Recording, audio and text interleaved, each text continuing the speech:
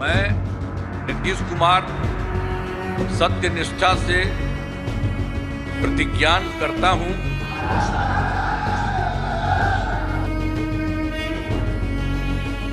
कार्यकर्ताओं की मेहनत है। हमारी नीतियों को उन्होंने जन जन तक पहुंचाया, चाहे केंद्र सरकार की नीतियां हो, राज्य सरकार की हो, भाजपा जदयू, तो सबका योगदान है।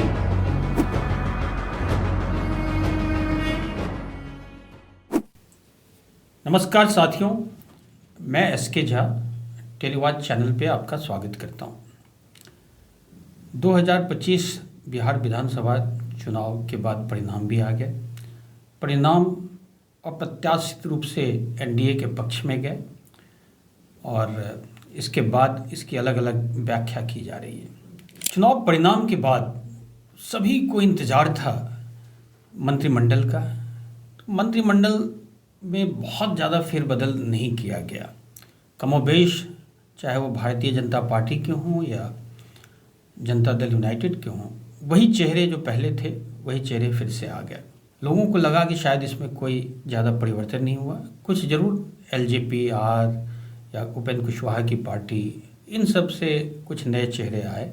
अब सवाल उठता है कि क्या बिहार में जो चेहरे पहले से थे, जिनके हाथों में कमान थी, वो अच्छे से डिलीवर कर रहे थे, उनके कारण और उनके परफॉर्मेंस के आधार पे ये मान लिया गया कि इस प्रकार का परिणाम आया। लेकिन जब विभागों का वितरण हुआ तो एक बात ने जो सबको चौंकाया और जो अप्रत्याशित रूप से सबके सामने आया, वो था गृह विभाग, जो सामान्यतया बिहार में हमेशा मुख्यमंत्री के पास ही रहता आया है। उस विभाग को पहली बार उप मुख्यमंत्री श्री सम्राट चौधरी को दिया गया। अगर देखा जाए तो ये एक केवल विभागों के वितरण का मामला लगता है, और जो वित्त विभाग था, जो पूर्व में उनके पास था, वो जेडीयू के मंत्री के पास चला गया। देखने में छोटा लगता होगा, लेकिन इसके कई दूरगामी परिणाम है और ये एक बहुत ही स्ट्रैटेजिकल स्टेप लिया गया है, जिससे आगे आने वाले समय में बिहार में बदलाव का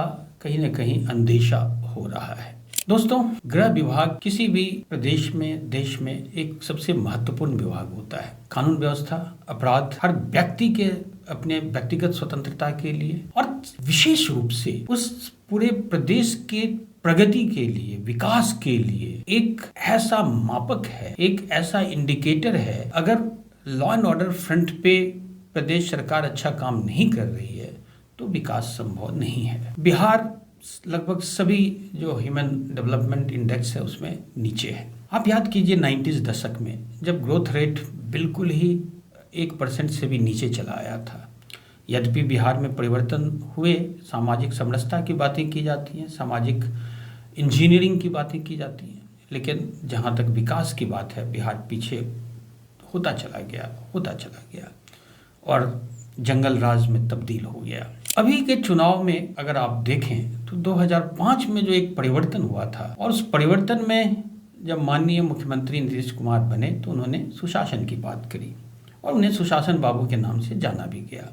लेकिन अगर उनकी सबसे बड़ी खासियत थी, जो उनकी सबसे बड़ी ताकत थी, जो उनकी स्ट्रेंथ थी, वो कानून व्यवस्था को दुरुस्त करना था। जो बिहार इसके पहले बाहुबलियों के खौफ में जीता था, महिलाएं शाम को निकलती नहीं थी, हर एरिया में कहीं न कहीं पे जो क्रिमिनल्स हैं उनका राज चल रहा था, जो नाम पॉपुलर थे अलग अलग क्षेत्रों में, चाहे वो मोहम्मद शहाबुद्दीन हो, चाहे पप्पू यादव हों, चाहे वो सुरेश भान सिंह हों, यही सब नाम सभी जगह चलते थे। वो 2005 के बाद एक बड़े अच्छे तरीके से, सिस्टमेटिक तरीके से इनके ऊपर प्रहार किया गया और बिहार का मुँह धीरे धीरे शांत होता चला गया।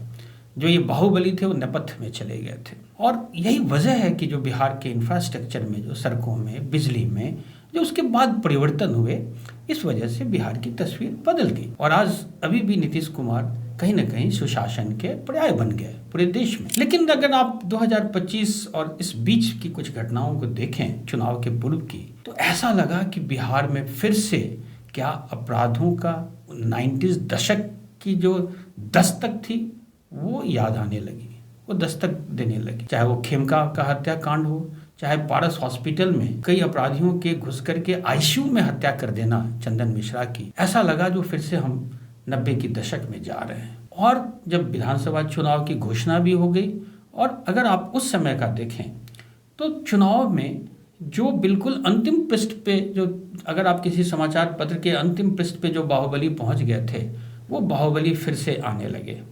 चर्चाएं होने लगी अनंत सिंह की, चर्चाएं होने लगी सूरजभान सिंह की, चर्चाएं होने लगी आनंद मोहन की या उनके बेटे की पप्पू यादव की। ऐसा लगा कि बिहार फिर से वही बाहुबली, वही आपराधिक तत्व जो पहले राज करते थे, उनके गिरफ्त में जा सकता है। कई लोगों ने इस परिणाम की अलग अलग व्याख्या की है। किसी ने 10,000 की बात करी, तो किसी ने जंगल राज वापसी का जो एक भय, एक जो दहशत था, उसकी बात की।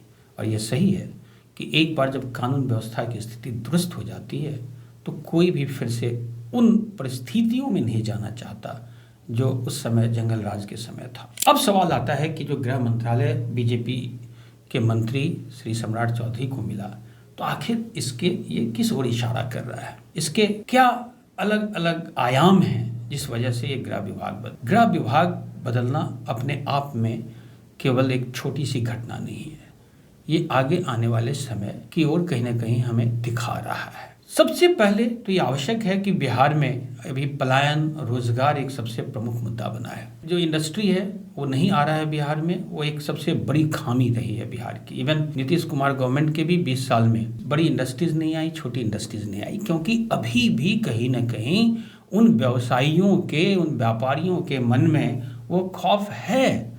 उनके अपने जान माल की चिंता पहले है। अगर उनकी सुरक्षा नहीं है तो फिर कोई नहीं आना चाहता, यद्यपि धीरे धीरे कुछ लोग आ रहे हैं। तो अब ये राइट टाइम था, जब इंफ्रास्ट्रक्चर हो गया, जब टेक ऑफ का टाइम आया, तो बिहार को बिल्कुल ही अपराध से मुक्त किया जाए, अपराधियों से मुक्त किया जाए, बाहुबलियों से मुक्त किया जाए। उनका जो एक डर का, जो एक भय और दहशत का माहौल जो थोड़ा बहुत फिर से बनने लगा था, उससे मुक्त किया जाए।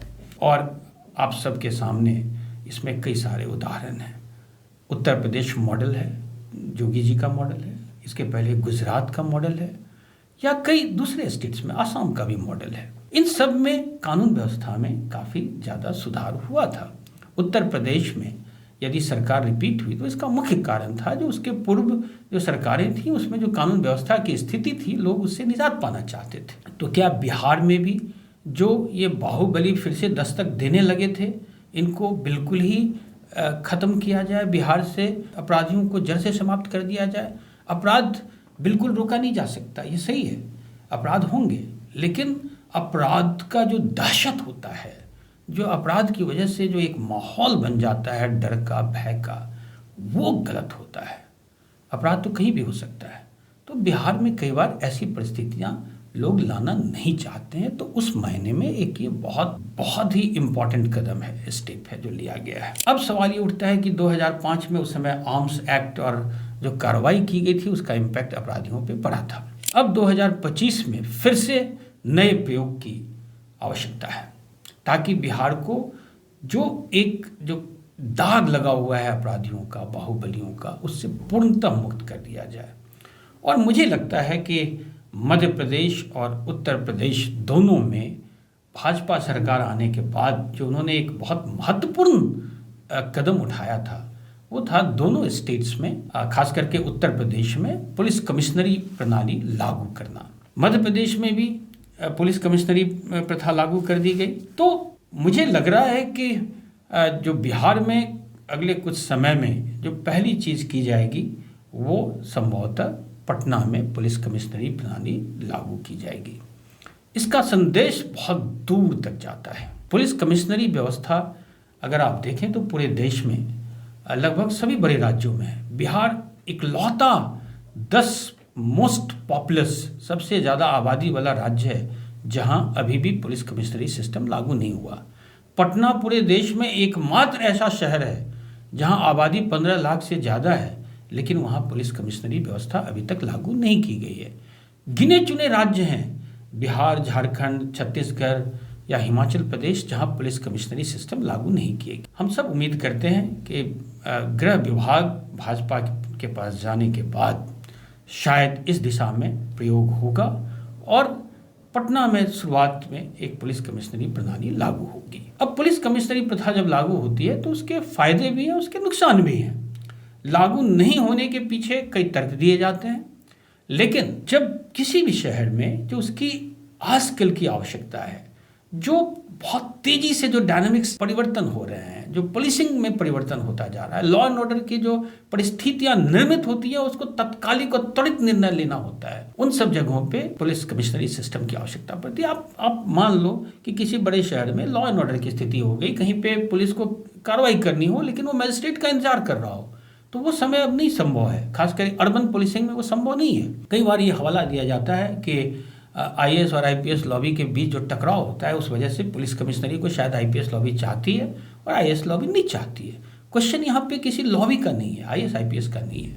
क्वेश्चन यहाँ पे उस स्टेट की उस व्यवस्था का है, क्वेश्चन कानून व्यवस्था का है, क्वेश्चन विकास का है, क्वेश्चन प्रदेश के विकास का है, प्रदेश के भविष्य का है। तो जो प्रदेश के भविष्य के लिए जो भी आवश्यक तत्व हों उसका उपयोग किया जाना चाहिए। और जब पूरे देश में एक सफल सिस्टम के रूप में, उत्तर प्रदेश में शुरुआत केवल 2 शहरों से, लखनऊ और नोएडा से की गई थी, बाद में आज के डेट में 7 शहरों में पुलिस कमिश्नरी लागू कर दी गई है, तो इमिडिएटली एक मैसेज चला जाता है खास करके आपराधिक तत्वों में, क्योंकि इसमें जो मजिस्ट्रेट की कई शक्तियां हैं जो पुलिस अधिकारी में निहित हो जाती हैं।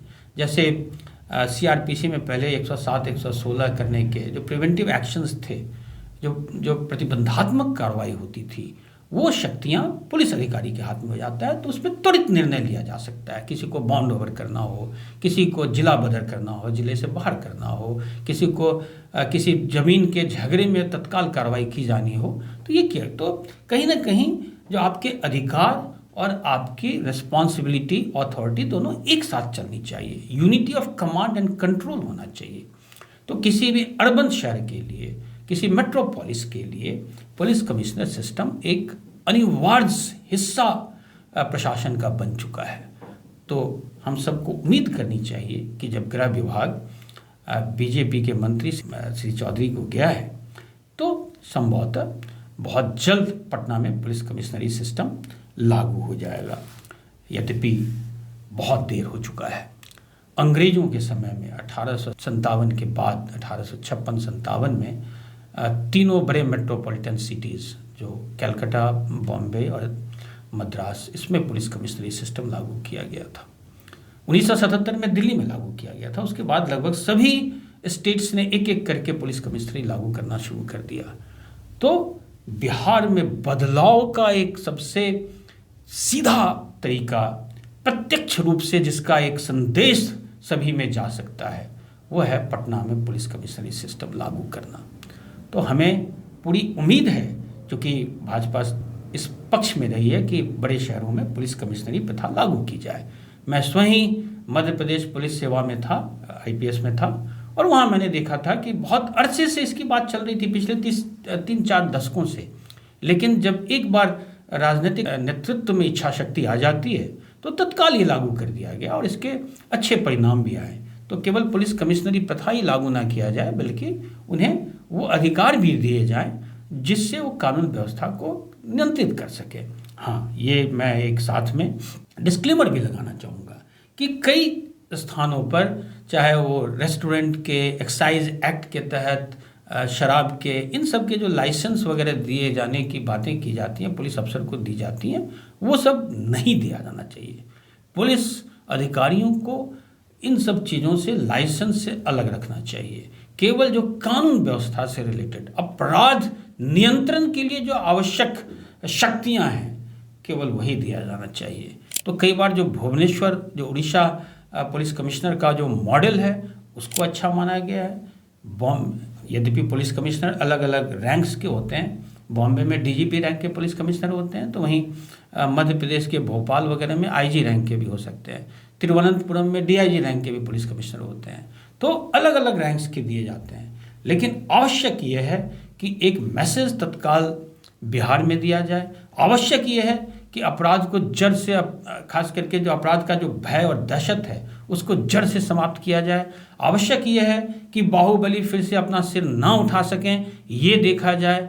और आवश्यक यह है कि एक बार कानून व्यवस्था ठीक हो जाए तो ये इंडस्ट्रीज़ भी आएंगी, रोज़गार की जो समस्याएं बिहार में वो भी कम होंगी, पलायन की जो समस्या है वो भी कम होंगी। तो दोनों एक दूसरे से जुड़े हुए हैं। और ये भी एक अच्छी बात हुई है कि जो इंडस्ट्री, जो उद्योग मंत्रालय है, वो भी भाजपा के ही मंत्री उनको दिया गया है। तो यदि दोनों आपस में समन्वय के साथ काम करें, कानून व्यवस्था की स्थिति अच्छी हो जाए और साथ में उद्योग भी आने लगेंगे, तो दोनों एक दूसरे के परस्पर एक दूसरे से जुड़े हुए हैं, एक दूसरे को कंप्लीमेंट करते हैं। इसको अलग अलग देखने की आवश्यकता नहीं है।